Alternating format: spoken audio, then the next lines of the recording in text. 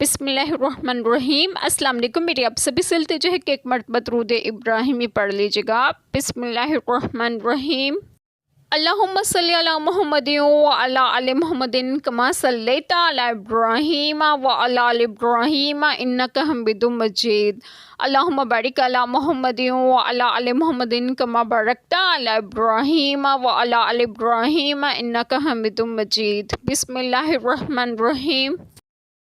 کیا تم نے انہیں نہ دیکھا جن سے کہا گیا اپنے ہاتھ روک لو اور نماز قائم رکھو اور زکوٰۃ دو؟ پھر جب ان پر جہاد فرض کیا گیا تو ان میں بعض لوگوں سے ایسے ڈرنے لگے جیسے اللہ سے ڈریں یا اس سے بھی زائد، اور بولے اے رب ہمارے، تو نے ہم پر جہاد کیوں فرض کر دیا؟ تھوڑی مدت تک ہمیں اور جینے دیا ہوتا۔ تم فرما دو کہ دنیا کا برتنا تھوڑا ہے اور ڈر والوں کے لیے آخرت اچھی، اور تم پر تاگے برابر ظلم نہ ہوگا۔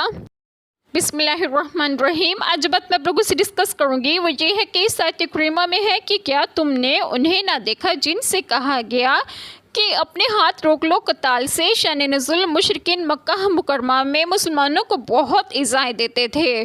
ہجرت سے قبل اصحاب رسول صلی اللہ علیہ وسلم کی ایک جماعت نے آپ صلی اللہ علیہ وسلم کی خدمت میں عرض کیا کہ آپ صلی اللہ علیہ وسلم ہمیں کافروں سے لڑنے کی اجازت دیجیے، انہوں نے ہمیں بہت ستایا ہے اور بہت ایذائیں دیتے ہیں۔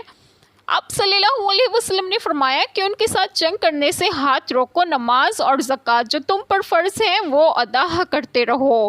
فائدہ اس سے ثابت ہوا کہ نماز اور زکوٰۃ جہاد سے پہلے فرض ہوئیں، اور نماز قائم رکھو اور زکوٰۃ دو۔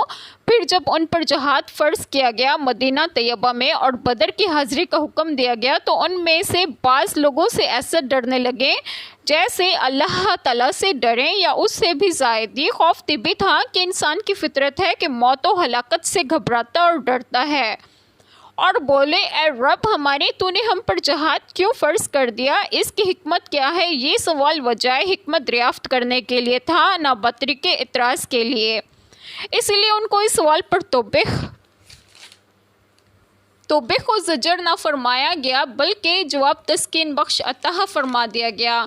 تھوڑی مدت تک ہمیں اور جینے دیا گیا ہوتا۔ تم فرما دو دنیا کا برتنا تو تھوڑا ہے اور ڈر والوں کے لیے آخرت اچھی ہے، اور تم پر تاگے برابر ظلم نہ ہوگا اور تمہارے اجر کم نہ ہوں گے، نہ کیے جائیں گے۔ تو جہاد سے اندیشہ تعامل نہ کرو۔ اللہ تعالیٰ ہم سب کے تمام گناہوں کو معاف فرمائیں اور ہمیں صراط مستقیم کی راہ پر گامزن کریں، اور آپ سب کو آپ کے گھروں میں خوش و خرم رکھیں اور روز صحت و تندرستگی بھی دیں۔ آمین۔ جزاک اللہ خیر۔